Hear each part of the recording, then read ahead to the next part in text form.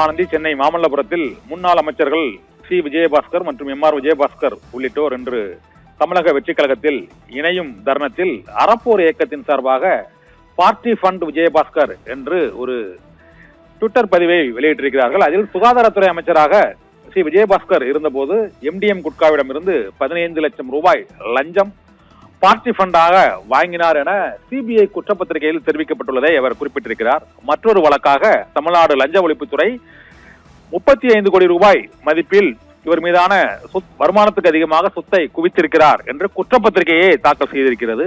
மேலும் அவருடைய நிலத்தில் அனுமதிக்கப்பட்ட அளவை விட பல மடங்கு கனிம வளை கொள்ளை செய்துள்ளார் என்றும் வருமான வரித்துறை வழக்கு பதிவு செய்திருக்கிறது என்றும், சேகர் ரெட்டியின் எஸ்ஆர்எஸ் மைனிங் நிறுவனத்திடம் இருந்து மட்டும் விஜயபாஸ்கர் 85 கோடி ரூபாய் பணத்தை பெற்றார் என வருமான வரித்துறை உயர்நீதிமன்றத்தில் தெரிவித்துள்ளதையும் சுட்டிக்காட்டியுள்ள அறப்போர் இயக்கம் ஆர்கே நகர் தொகுதி இடைத்தேர்தலில் பணப்பட்டுவாடா சம்பந்தமான ஆவணங்கள் இவர் சம்பந்தமான இடத்தில்தான் கண்டுபிடிக்கப்பட்டது என்றும், கோடிக்கணக்கான ரூபாய் வாக்காளர்களுக்கு கொடுக்கப்பட்டது என்றும், அது இந்த தேர்தலை ரத்து செய்வதற்கு கூட விஜயபாஸ்கர் தான் காரணம் என்பதையும் அவர் சுட்டிக்காட்டியிருக்கிறார். இதுபோல சிபிஐ மற்றும் வருமான வரித்துறை, இது தவிர உயர்நீதிமன்றத்தில் வருமான வரித்துறை தெரிவித்தது.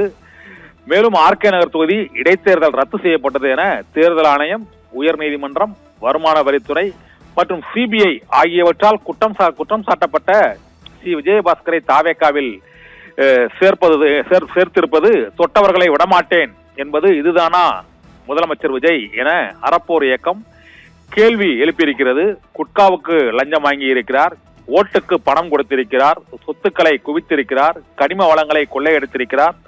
ஆனால் அவரை தமிழக வெற்றிக் கழகத்தில் இணைப்பது எதற்காக என்ற கேள்வியை அறப்போர் இயக்கம் வெளியிட்டுள்ள ட்விட்டர் பதிவு மூலமாக வினவியிருக்கிறது. ஆனந்தி.